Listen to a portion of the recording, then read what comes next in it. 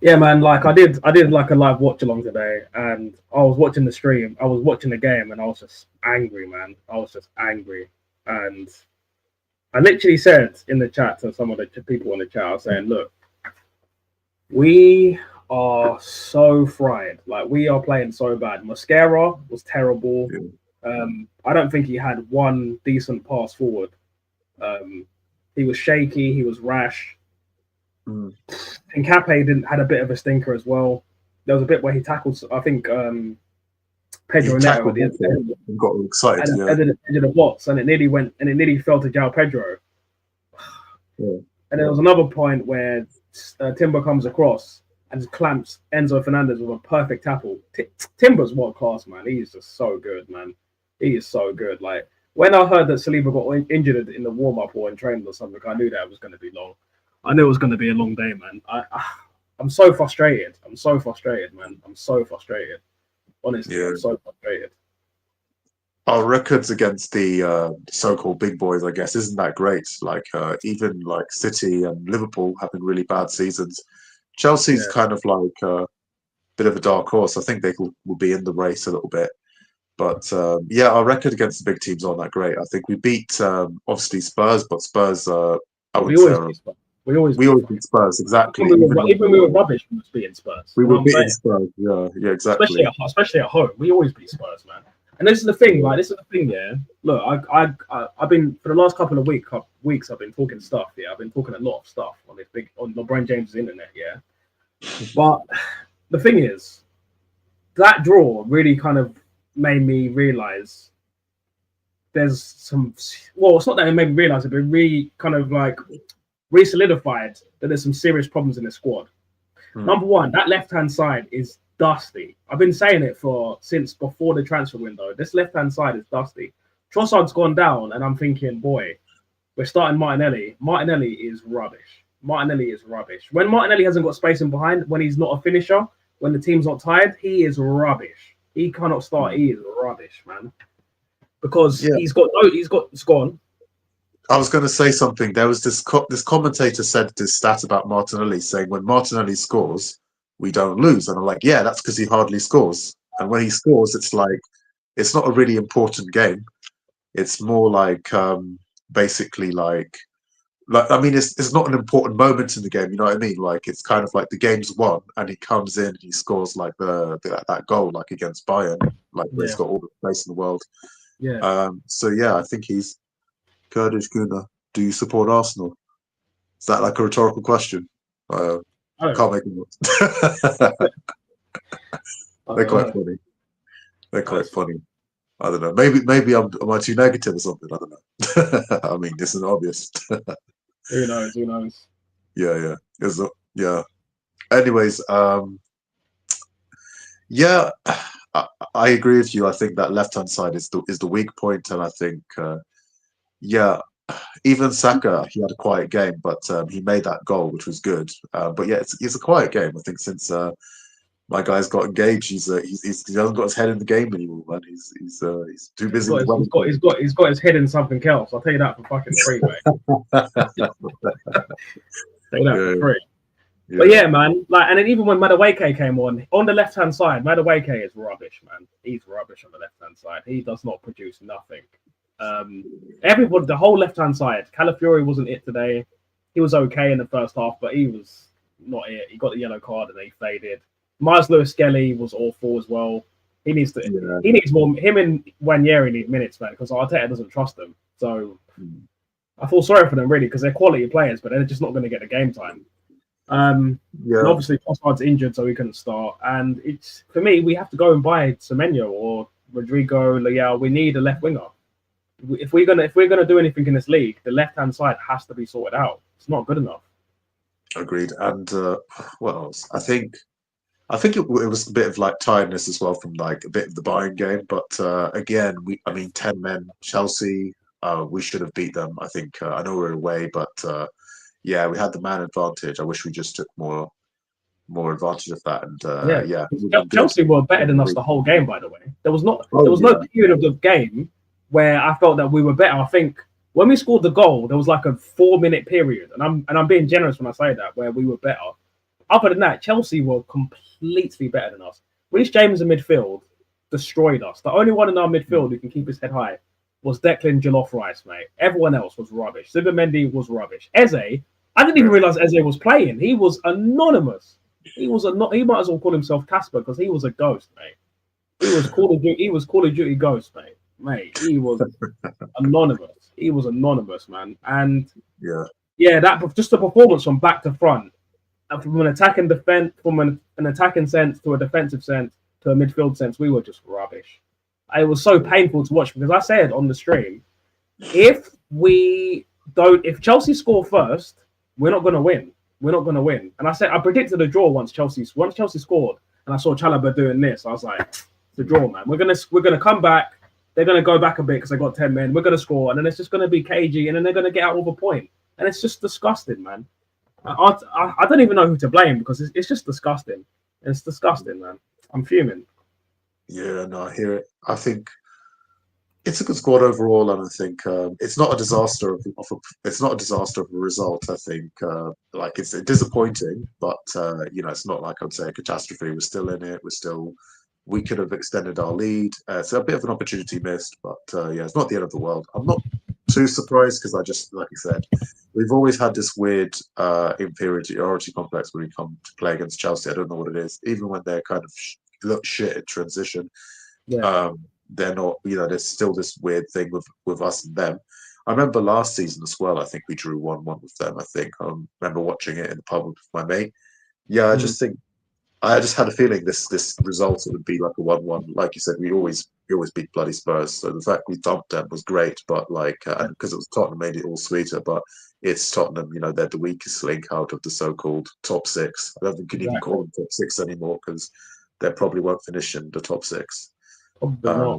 Yeah. So that's a headache. But yeah, the Martinelli thing, definitely. It's weird. We look like a completely different team in the Champions League, don't we? Like we play against these European teams that aren't used to the intensity of the Premier League.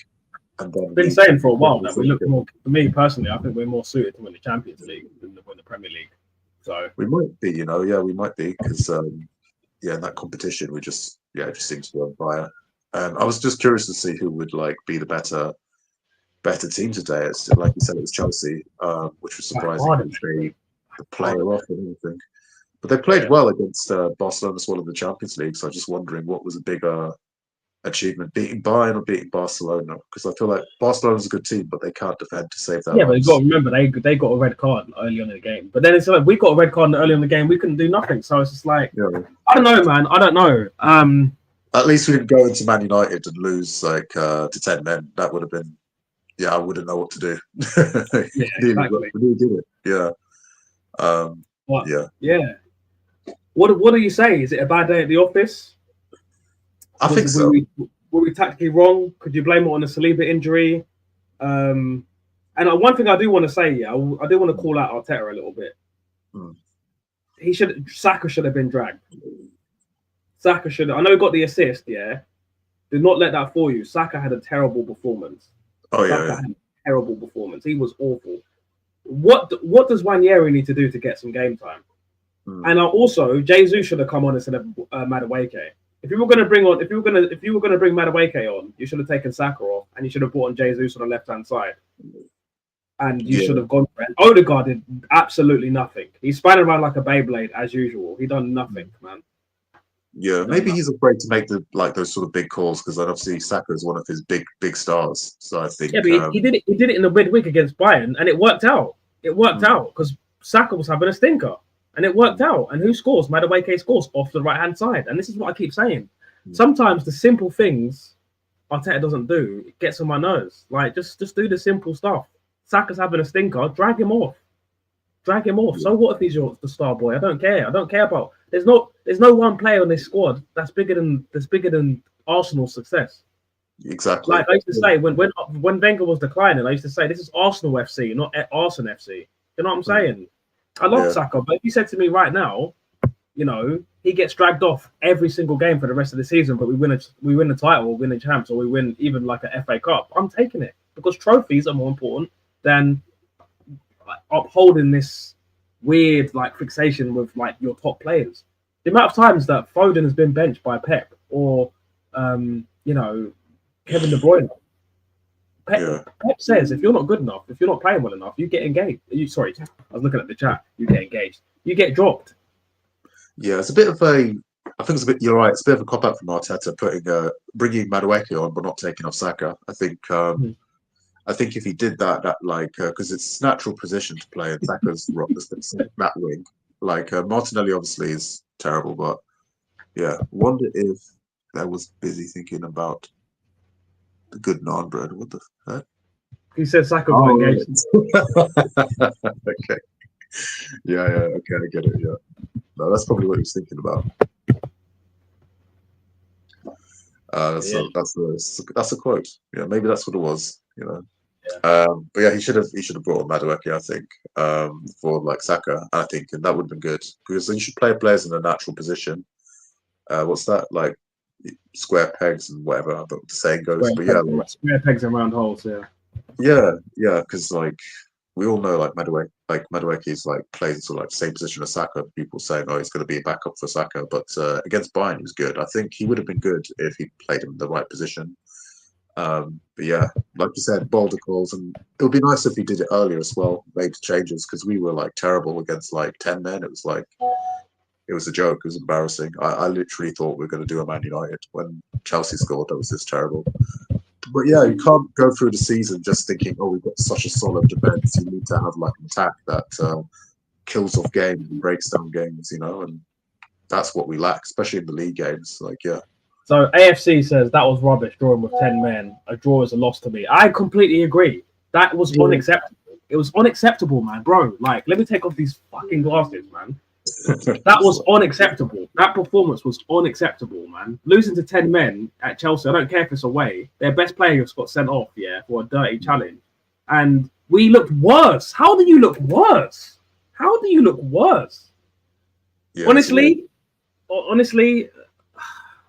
not good enough, man. I'm sorry, not good enough. What was your thoughts on the sending off? Do you think that was harsh? Do you think that was the right call? No, even Chelsea fans were saying it was a red, man. It wasn't red because when you watched it reverse ankle, his ankle, that's an ankle breaker, man. That could have broke his ankle. That could have easily broke his ankle. Yeah, no, I agree. Yeah, I think it was the right call. I think it's just if you see it like quickly, it's hard to make that call at times. So I can see why he had to use VAR. But yeah, just the way it was kind of reckless. But yeah, I was saying this on my stream earlier, AFC, man. I was saying, look, it looks like Chelsea were playing with 10 men. It looks like Chelsea. I was like, why does it look like we're the ones that have 10 men? Chelsea look better than us. It's like, and because we were overcommitting as well, Pedro Neto was getting space against Hincapié, and Hincapié couldn't engage properly because he was already on a yellow card for jumping. And the amount of yellow cards that the referee was given was ridiculous, by the way, as well. Yeah. When I saw Zubimendi get that yellow card at the beginning and he tried to move out the way of Reece James, I was like, I knew this was going to be a stupid game. I knew everything just set up for me to just be pissed off today. I promise you, this game annoyed me so much in so many different ways. I can't believe we didn't walk out of that place with 3 points. I mean, I'm happy with the point only because we didn't even deserve a point. We were that bad. I'm not happy with the point, but at least we got something out of it because we were terrible. We were terrible. Yeah, I think when we end result, all I was thinking of, thank God we drew, because I didn't want to have another stream with Sarge and he'd be like, haha, you bottled it to 10 men as well. You can't do nothing. But even though we're away, but still, I mean, it's weird because it's it was kind of similar to the Man United game. It's like they kind of grown into the game even more when the player got sent off. It's like it made them more defiant and made them play better. And then I guess maybe with us, we're thinking, oh crap, there's the pressure on us to win the game. Whereas before, maybe if it was with Chelsea kept all their players on, we'd probably be 1-1 isn't the end of the world exactly, but if you're top of the table and you want to establish yourself as lay down a marker, you want to win these games even away. So that's what I'd like to do more. And this is sorry to interrupt you, Curtis, and this is the fine margins, because you think about it, we win that game, we go 9 points clear. We go 9 points clear. Now we've drawn that game, and now City are 5 points behind us. Yeah, exactly. And And it's, I think even if the 9 points clear, a lot can turn, and the season's still still a lot yeah, to happen. But Premier League, there's no easy games. Like Crystal Palace, like they lost to Man United. I thought they were going to beat Man United, any team in the league like could give us a good game. Like it's not even just the big teams. So look at Sunderland, we drew with them. Chelsea haven't beaten us since the 22nd of August, 2021, by the way. We've had like 3 wins and 5 draws since. And it's another thing. These draws, man, we had 14 draws last season. It's not good enough. It's not good enough. These draws, like, and you know what? I think a lot of the hype around Arsenal being top of the league and top of the Champions League has really been has been a bit of steam for me, because when you think about the crucial games, we lost to Liverpool. We had an absolutely piss poor performance against Man City at home, which we should have won. And we got like some lucky last minute Martinelli goal because he had space yet again. And then we drew away to a newly promoted team. And I will give Sunderland their kudos. Sunderland are strong. Like they went 2-0 down at home to Bournemouth today, and then they came back and won 3-2. Like they actually have not lost at home. They're invincible at home as well. So I'll give Sunderland their credit. They are strong, but at the same time, we are the Arsenal, man. And like the fact of the matter is, we lost it in the last minute of the game from a Ryan mistake. I'll be honest, man. This team gives me high blood pressure, man. I don't know, man. I don't know, man. I love the Arsenal, but it gets on my nerves. What's that thing? Check into get some therapy or something. Yeah, Arsenal's stressful. I think I can see why it's ended a lot of marriages and all this sort of things and relationships. Yeah, Arsenal's a crazy club to support. It just doesn't. Well, to be fair to Arsenal, I think like the Premier League is getting more and more competitive every year, and it's really random now. Like we used to say top 6 and this and that, but if you look at a lot of teams now, like I think last season, like Nottingham Forest are a surprise package. Now Sunderland's a surprise package. So there's a lot of teams they get promoted, and they're in the mix all of a sudden. You would have thought from the northeast, Newcastle would probably be doing something, maybe what Sunderland would be doing. You're like, how do you just get promoted and you're playing this well in the league? It just doesn't quite make sense. Maybe teams are just better tactically. Maybe, I don't know, because it just seems to be really wide open now. Like in terms of lots of random teams, you wouldn't have thought top 6 or big Premier League teams making a huge impact on the league. Fulham beating Spurs away or something. Spurs away form home form is terrible. I think if we played at White Hart Lane, it might have been 7-1 or something. Just terrible. But knowing us, when we go to see Spurs, we'll probably end up drawing with them or something. And I think, you know what, as well, I think he should have brought Gyökeres on at half earlier as well. I think he should have.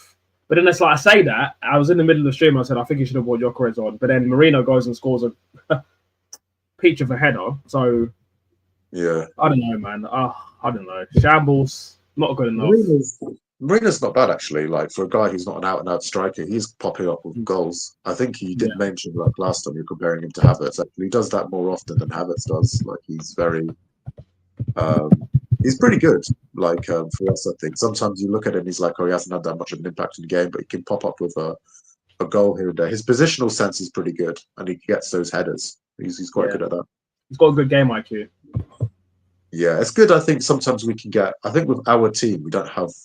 I think if hopefully Gyökeres settles in, keeps his fitness, and we play to his strengths, he might be that striker who bags like 20 goals or something like that. But goals can come from anywhere in our team, which is good.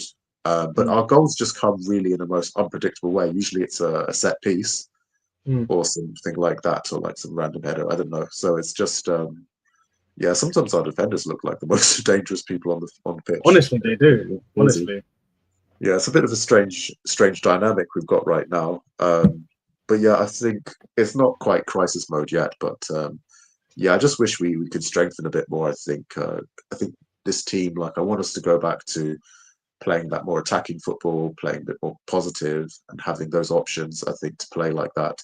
I don't think we have like those options, because I think unfortunately Madueke and Saka, they play in the same position, so I don't think you can play them at the same time. And then you've got Eze in the holding role, in the sort of attacking midfielder role, and it's either him or Odegaard. I don't think you can play those two players together. So I think you can play Odegaard and Eze together at home, but away, I don't want to see Odegaard. I don't want to see Odegaard. But yeah, AFC always says we needed to beat Chelsea today. 5 point gap is nothing. Yeah, exactly. This is absolute facts. And the reason why it's facts is because people forget that Arteta had an 8 point lead and he blew it. Yeah. And look, this time the squad is better, it's deeper, but I can't trust Arteta to do this. I just can't. I've got PTSD from 22-23, man. Honestly, I've got PTSD from 22-23. I just don't trust this guy to do it. And I've been talking stuff. We've been playing well, but in the back of my mind, I've always had this pit in my stomach saying, Haaland's gonna win the league by himself again. Yeah, I think we just need to do something. We just, like you said, we just need to lift a trophy. I think it would either be Champions League or Premier League would be good. I think we need to really win. I've been saying, sorry. Go on. No. I was going to say basically, like, I think Champions League or Premier League would be good. I think Champions League would be very hard. I know we're doing well in that competition, but I just feel like the mentality, because we've never won it before, it would be difficult. We'd have one bad game or whatever, we'd get knocked out. I think even if we got an FA Cup or something like that, that would be me being super pessimistic, but we really need to get rid of that trophy-less season, finishing second thing we keep doing. We just need to lift at least a trophy. That's the bare minimum for me personally, just to get that off our back, and then maybe then you can push forward and win one of the major ones next season, worst case scenario. But yeah, like I agree, like you're saying, history's told us many times that we've been like the nearly men. We've done really well, been consistent all season, but then it's those fine margins, games like this where we should win them and we drop the points. And sometimes we drop the points not against even the big boys, you know what I mean? Like an Aston Villa or whoever, and we end up losing the season. So any game is just as important as the others. But yeah, you're going to say something. Yeah. No, I was just going to say, AFC said got a couple of comments that I want to kind of I'll tell you, it's the only reason to stop us from winning the league. I completely agree. If we don't win the league, for me, it's on Arteta. We've got a lead now. We need to solidify. We need to stretch it. And I think this was a perfect example of when the chips are down. Yeah, he can't get it done. I personally would have switched to a 5-3-2 and played Gyökeres and Marino up front as a 4-4-2. Or sorry, as a strike partnership. I would have tried something different. He does this like for like tactical inflexibility stuff where he's just bringing on players like for like. Bring on Ethan.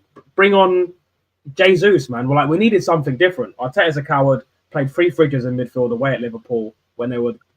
Bro, this is what I'm saying. When he played Marino, who did he play? Was it Marino, Rice, and Zubimendi that he played? Yeah, that's right. Yeah. Well, yeah, and it's like, where's Eze? Where's Eze? And people were trying to say, but Eze's just signed for the club. He's not fit, mate. 2 days ago, he had played in the Conference League for Crystal Palace. He was fit. He could have started. If he wasn't fit, he wouldn't have been on the bench. And it's like it's in these high pressure moments where Arteta just doesn't. He either plays it safe because he'd rather lose small than try to win big, or he just gets it completely wrong. And look, Arteta has improved, but at the same time, when you actually think about it, he shouldn't have done his apprenticeship at Arsenal. He should have gone to like Oviedo or Rayo Vallecano, done a couple of seasons there, and then come here when he's got some experience. Because for me, I've waited so long to see the Premier League, man. I've waited so long. The last time we won the Premier League, I was in primary school. I'm a grown man with a beard now. I have a full beard, and I've not seen a title. It's ridiculous, man. It's ridiculous. Yeah, we went for the trophy drive. Yeah. I'll tell you today, when you need to win a game, you don't take off Eze. Eze was poor, but you keep your attacker. Exactly. Eze is a moment's player. I did say that Eze was anonymous, but at the same time, that's what moments players do.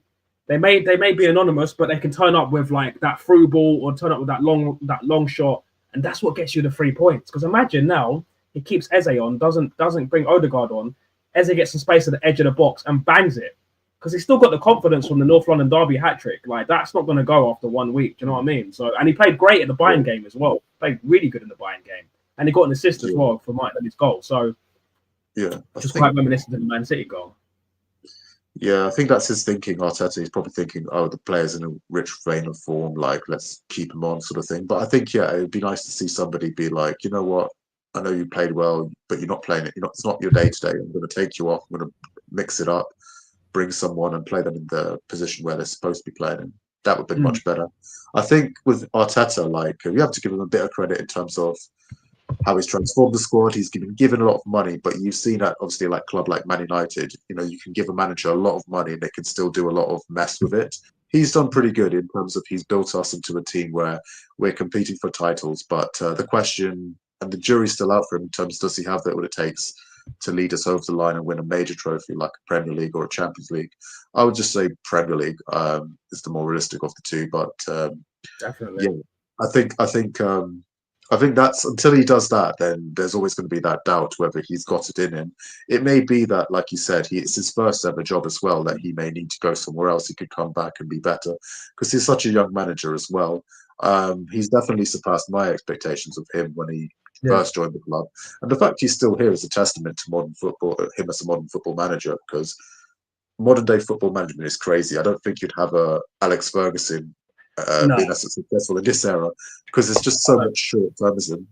But yeah, I think there is that tactical inflexibility of him, like taking too long to make changes and not making those really big calls, afraid to bring off your star players, even if they're performing badly, because you're afraid you're going to disrupt the harmony of the dressing room or something like that. I don't know. But yeah, I would like to see him make different calls. Maybe, like you said, mix up, try the different systems would be nice too.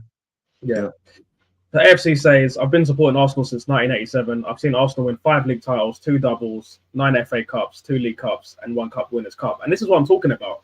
And this is why I like some of the OG fans. Well, I have to respect them because they've seen success. So their standards aren't down here. Like, I look at some of the younger gooners, like Gen Z and stuff.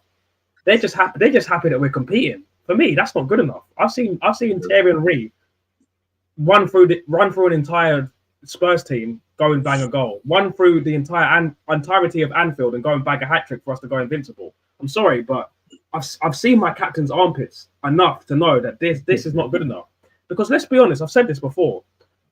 What top 6 team can you be at around Europe, or top team? Let's say top team around Europe. Can you be in your job for 6+ years, 1 FA Cup, £1 billion spent, and you're not producing the goods? Like, I just don't understand. And the thing is, like, I just don't understand how he's not been sacked.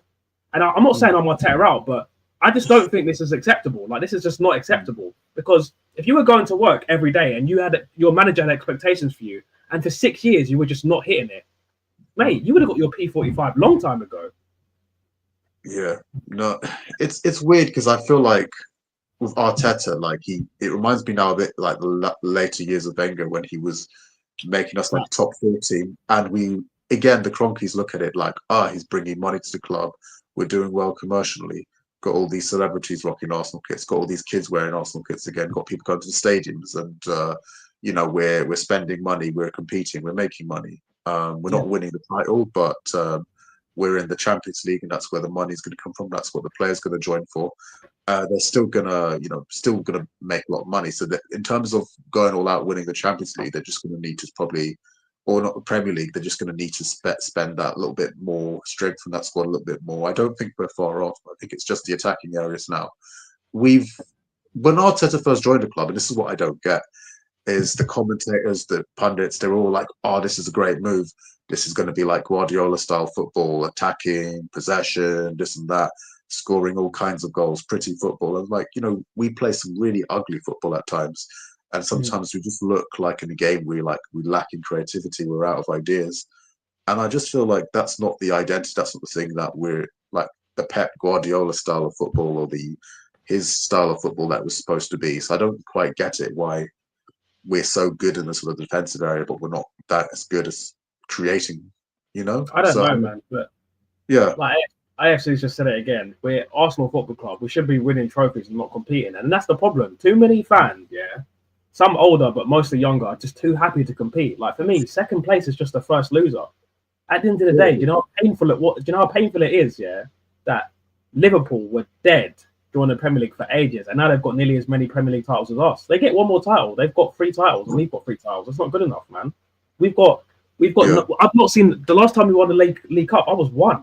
That's not good enough. Yeah, I mean, not good enough. We've got barely any. We've got basically no European pedigree. It's embarrassing. that Yeah, I Chelsea, mean, who were they, dead pre-Roman, have got 2 Champions Leagues. It's not good enough, man.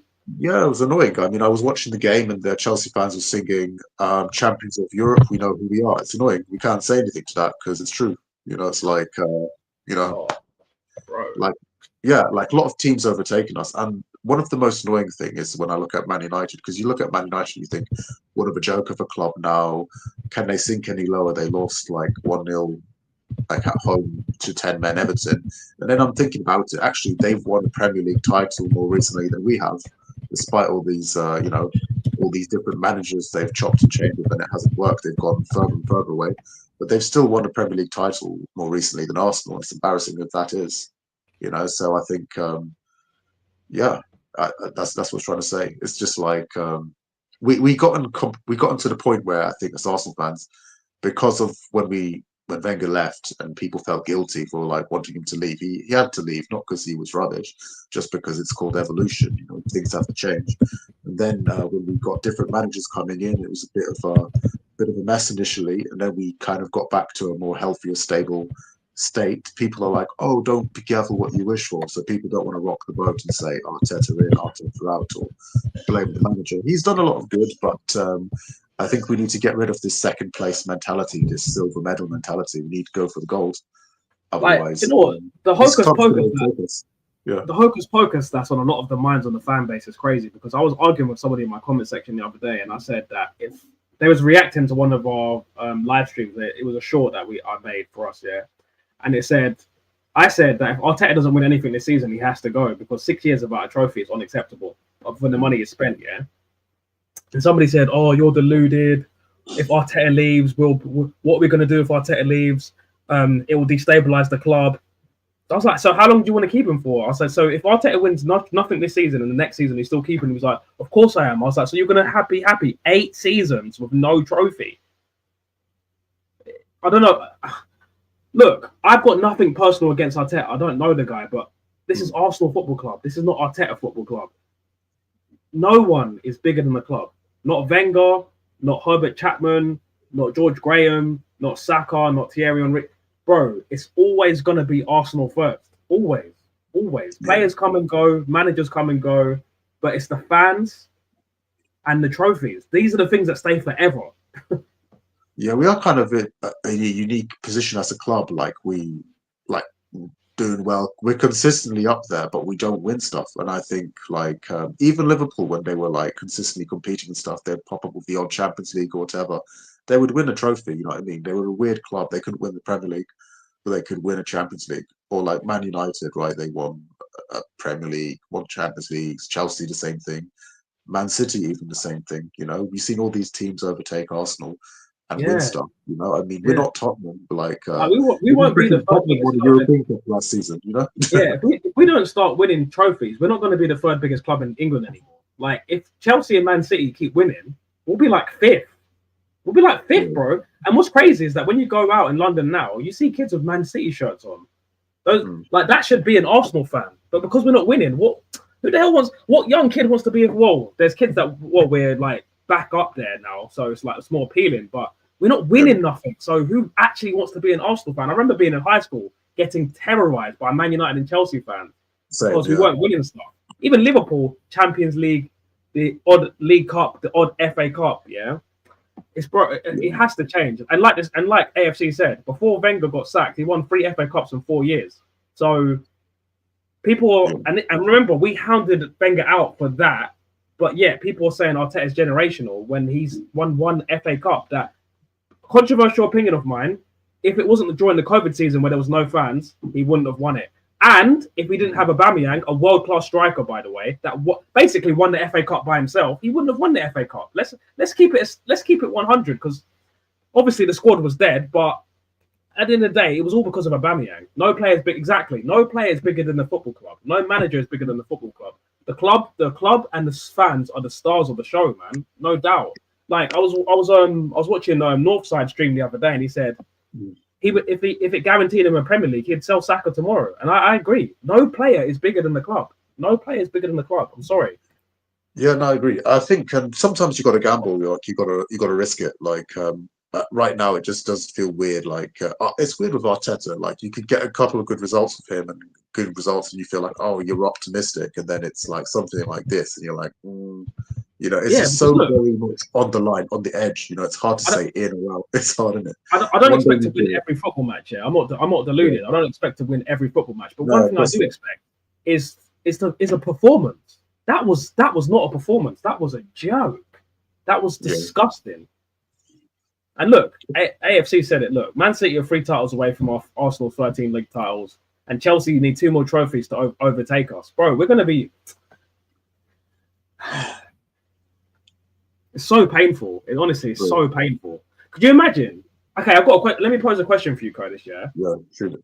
If Chelsea win the league this season and Arsenal win nothing, do you think that's sackable? That's sackable offense? Yeah, I mean, because Maresca hasn't been in the job as long as Arteta. Yeah, but he's already got 2 trophies. Also, Maresca had to come to a Chelsea team post Abramovich, like new ownership, new everything. There's been challenges there too. So yeah, like that would be. I wouldn't say sackable. I wouldn't say necessarily sackable, but I would like to see like the board, like the Kroenkes or whatever, be like, you know what? Why can't this team win a trophy? But like you said, I think these guys, they famously said themselves, they didn't buy Arsenal to win trophies, which is worrying. So in this sort of situation, our owner doesn't give a shit about us winning trophies or not. As long as we're in Champions League, we've generated that money, he's happy. That's the problem. And I think that's why he liked Wenger towards the end. They were like, it's a godsend. This guy's getting us in Champions League, wins the odd FA Cup.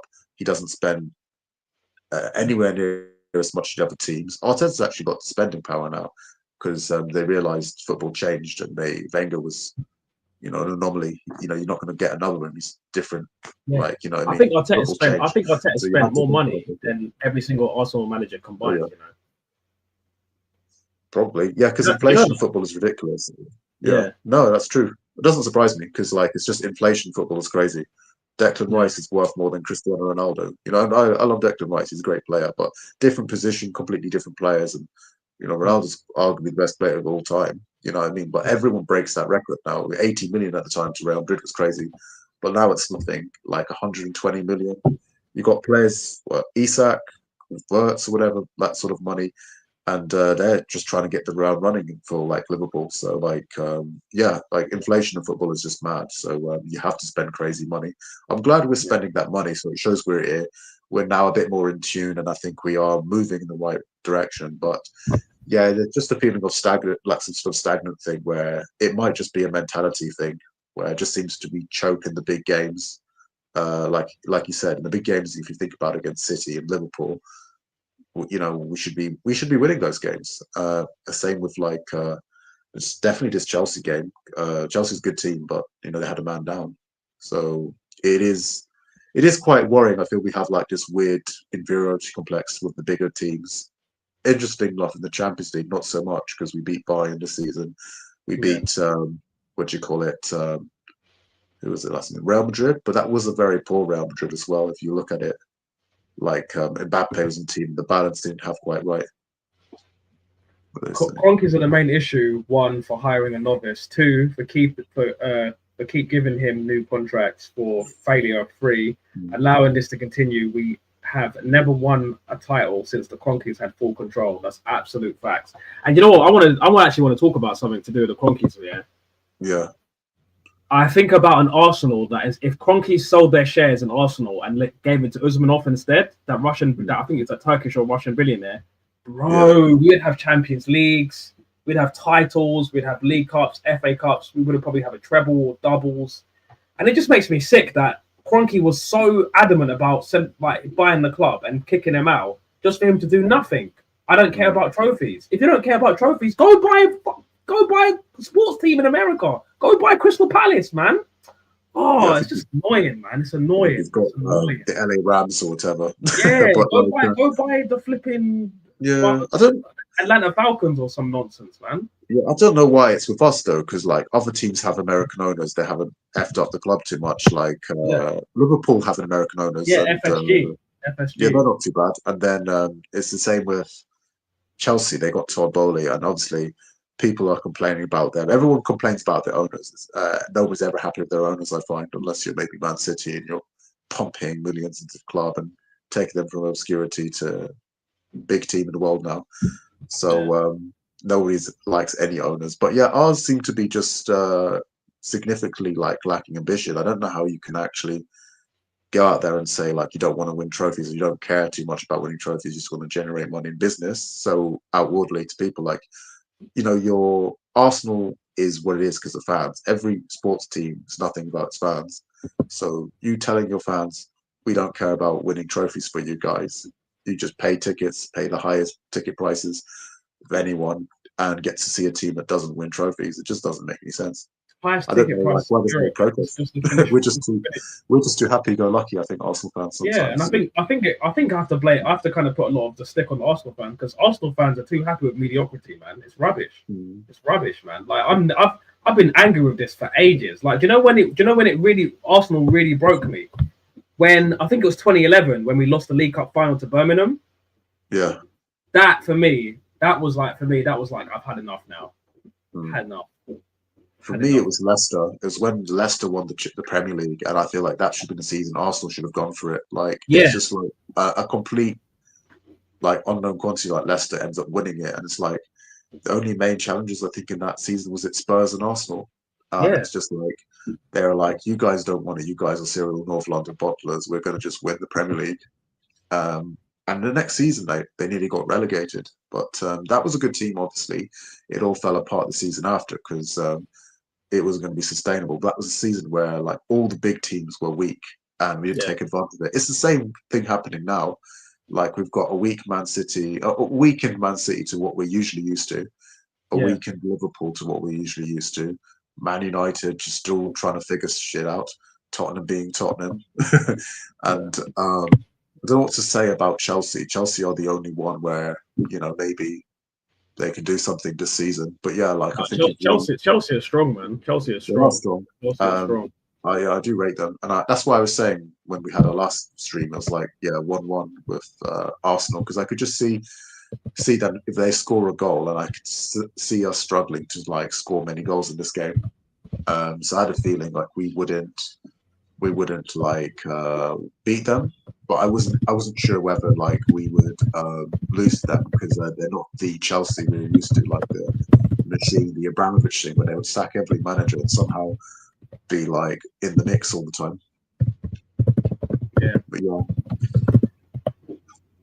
Do you reckon so?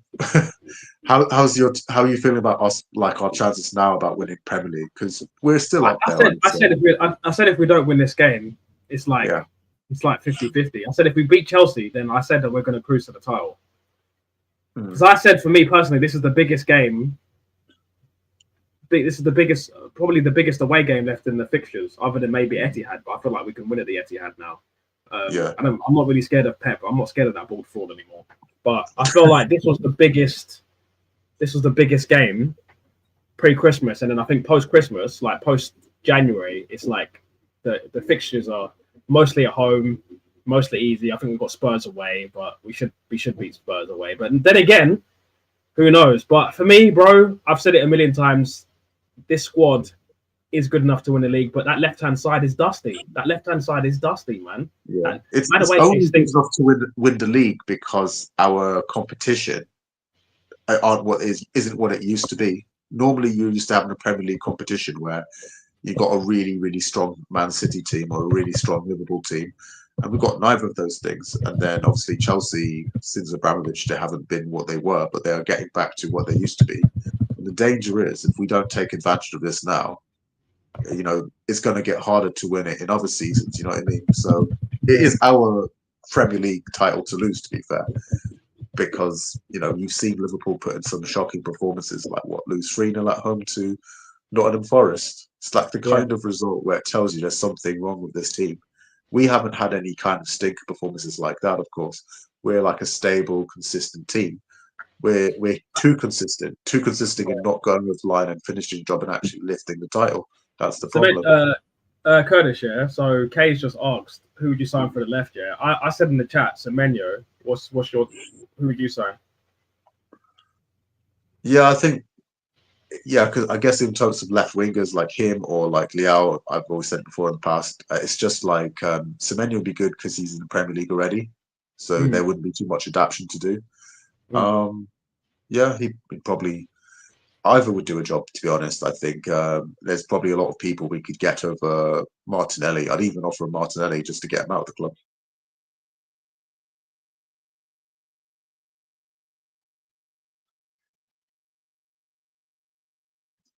Hello. Yeah, sorry about that. Yeah, You accidentally left the chat. that's it. I do that sometimes. Yeah, no. And AFC just said Abramovich is the best owner I've ever seen. He was ruthless, sacked about 15 managers, but won 20 trophies. And this is what I'm saying. There's like this nostalgia, emotional, like weird attachment that Arsenal fans have to Arteta, like he's some messiah, bro. He's got one dusty COVID FA Cup. Yeah, like the protection and the it's just weird, man. I just don't get it. I just don't get it. I don't get it. I just really don't get we it. should demand more from it. 'Cause we are kind of, in a weird way, we're unique. We're the most probably entertaining fan base of the Premier League because we're in a unique situation where we continuously accept not winning the Premier League. Yeah, The status and the profile of the club is huge. Our profile and our legacy and our, what we mean as a club overall in the country and around the world, it's a big team. Arsenal is like up there with like Manchester United and Liverpool. Maybe we lag behind those two because they've got the titles. That's what it is. But in terms of like branding and stuff like that, we're big. It's like we shouldn't accept that. We've become like a comedy show. Like even IT crowd takes the piss out of us. Like Arsenal always try to walk the ball back in the net. Even IT nerds make jokes about Arsenal. that's what I'm Everyone saying. makes We're a laughing stock. And the thing that what annoys me is that it's That's just why painful. Arsenal fan TV is the best. Us and Arsenal fan TV, we're the best because we're entertaining. What do you want to watch Man United fans whinge about being shit and how they used to win shit in Ferguson? Nobody, you know what I mean? It's boring. We're interesting. We're like an anomaly. Yeah, AFC said we should be all over Semenyo in January. We can't let Semenyo go to either Liverpool, Man United, City, Chelsea, Man United, or even Tottenham. So, sorry, Man City or Man United or Tottenham. Yeah, I agree, man. Like, he's got a 60 million release clause. That's the same money we spent on Havertz, and Havertz is trash. So, Semenyo, quick, quite, I think he's about 6'1", strong, big, quick. He's got trickery, both feet. He's got like a good catalogue of like shot angles, so he can take like shots from different angles, distance, close, near post, far post, curl it. I just think he makes so much sense, and it would improve the left-hand side. And for me, get rid of Martinelli. He is rubbish. Yeah, I just can't understand how Arteta, like, how many times he's changed the back line, the goalkeepers, everything, every area except that area of Martinelli. It's like, what is it about this kid that is like so damn untouchable? Does he have like dirt on Arteta or something? Like that left-hand side. And it just makes you think, why did we sign Madueke? Because he's not going to drop Saka, and he sucks. He absolutely stinks on the left.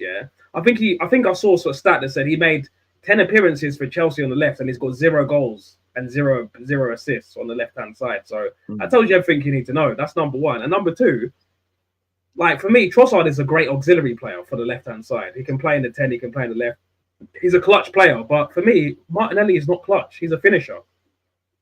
If you look at like his last 5 goals in the Champions League, they've all been goals over the top, him running into space, and him doing Henry side foot bottom corner. It's been the same every single time. Like it's actually crazy. It's crazy. Yeah, it's like when the game is won and he kind of just seals it more, and it's like, and his that stat they keep bringing up. Oh, we've never lost a game when he scores. Yeah, because he doesn't score enough.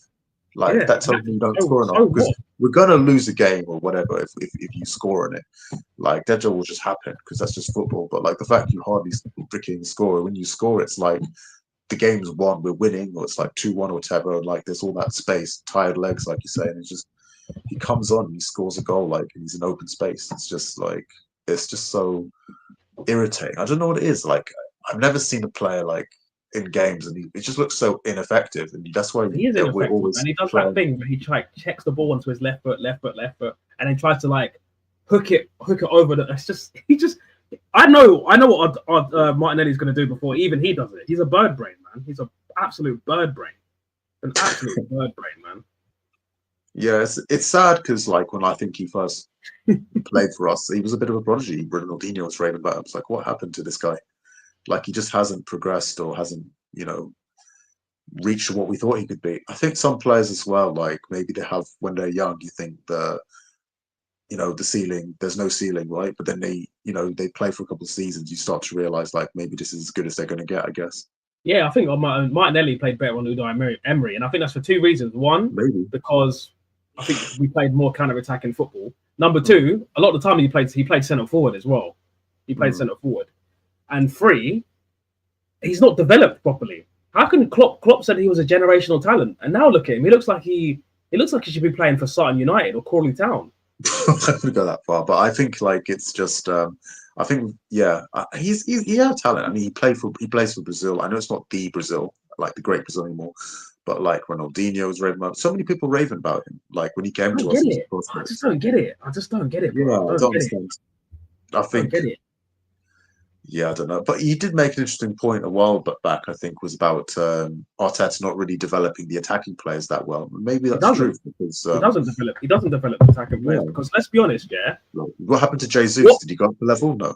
What player has Arteta signed? What attacking player has Arteta signed and they've gone up levels?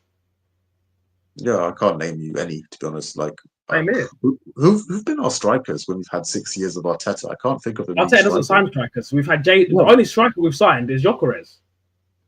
And before that, Jesus, obviously, because of the Pep Guardiola discount, whatever you want to call it. When we weren't a threat, it was like, okay, yeah, you can have Jesus. I don't play him, and we don't play with strikers anyway. You go have Jesus. That's like probably Guardiola to Arteta. And yeah, Arteta, like you thought, okay, at Arsenal he'd get more game time, and he was good. He brought us to that certain level, but then again, he's stuck at the club because we're not ruthless with these with the attacking players. Like we're ruthless with like Kieran Tierney or Ramsdale and like the defenders and the goalkeepers. We're just not ruthless with the attacking players. Like we've evolved with that. We've gotten better defensively, but not better offensively, which is so strange. Because everyone said with Arteta, like people weren't sure where it was going to go. Even the pundits who really liked it, they're like, we like him because he's lived in England. His English is decent for a Spanish guy, and he's got that Pep Guardiola philosophy. We're going to play this positive, sexy, passing football. We don't play that. We just play like that at all. We've not played that since 22-23. Yeah. And I'd say the 22-23 was more Wenger ball, to be honest. Not Pep Guardiola ball. It's more Wenger ball, anything. Yeah, I just for me, bro, like, look, he's obviously not. He's not gonna get sacked until the end of the season. But for me, whatever he does, he won't get sacked. I think unless he goes into meltdown and somehow gets us out of the Champions League, which will not happen. I think anytime soon. They'll think him. When we start, like, if we drop out of the Champions League, then the Kroenkes will consider it. But I think the only way Arteta gets sacked is if the players turn on him and stop performing. And I don't think the players will do that. I think they love him too much. I think he's got them onto some flipping. He's banging Judge, man. He's banging Judge, man. I'm telling you. I think as well, like he's. It's weird because, like, with people like Martinelli, it's like he's afraid if he gets rid of him or something like that, then it's like he's going to disrupt some dressing room harmony. But you need to disrupt it. You need to get you need to evolve that squad, make it better. Because it just doesn't look right. I think if we win the Premier League this season, it's probably because of the lack of competition, to be honest, in terms of a proper, complete threat in our rivals like City and Liverpool were in the past. That's the only way we win it, to be honest. We could kind of win it the way we're playing now, but it's not going to be like a landslide, you know what I mean? It's not going to be, we're not going to run away with the title, I don't think.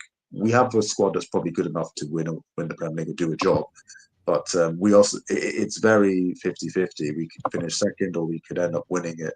It's just, I think it's sad because if I like I said, I wish Kroenke would just go all out. So like, look, they've spent enough money on the squad, just spend a little bit more on the offensive areas, get a bit more options there, a bit more depth on the attacking areas, and I think it can go, or we can really win the league, not just this season, but the coming seasons. If we just develop the offensive side of the squad, it just seems so focused on defensive and set pieces. I mean, even Simeone's probably taking notes from Arteta now on defensive qualities now. And He's I've said saying it they're so before. great at set pieces. We beat them 4-0, but they were talking about the set pieces. I've said it before. That Haram ball, mate. Yeah, total hoofball, not football. Total hoofball, like just literally playing that brand of football. Yeah, Oh mate. god, in the Bin Laden.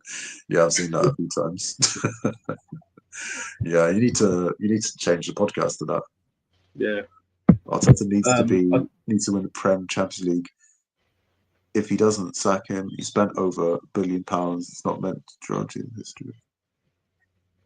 Yeah, I think just for any club, the amount of money you invested is like, what are we doing? If we're just building a team to finish second, like nobody's going to remember that. Nobody remembers a team that finished second and says, "Oh, Yeah. what a great team that was." Do you ever look? Oh, I remember the Brendan Rodgers Liverpool team. What a great team! Like, no, you remember the Klopp teams and stuff like that.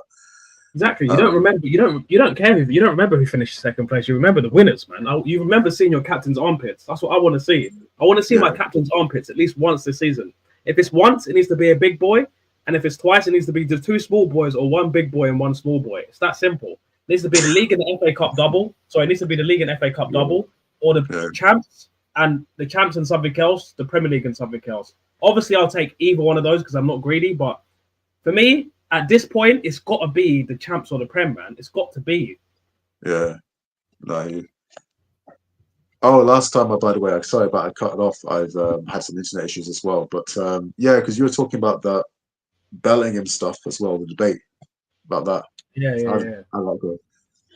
Yeah, man. No, we didn't even end up talking too much about it at the end. I just basically said that I disagree with what Ian Wright said, and then we just started talking about like top 5 African footballers in the Premier League and stuff like that, and then I wrapped up the stream. And that was it, really, to be honest. Oh, was it? Oh, that would be good actually. I wish that. I think my one was Drogba, Yaya Toure, Mahrez, Salah, and Aubameyang.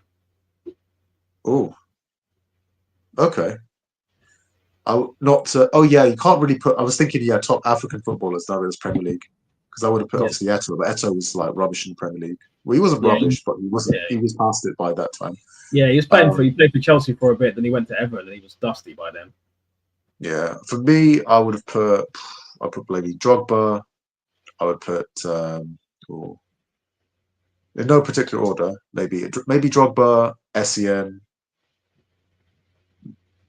Adebayor, maybe. I know. You're taking the piss, mate. Aubameyang. Oh shit! Is it December tomorrow? The what?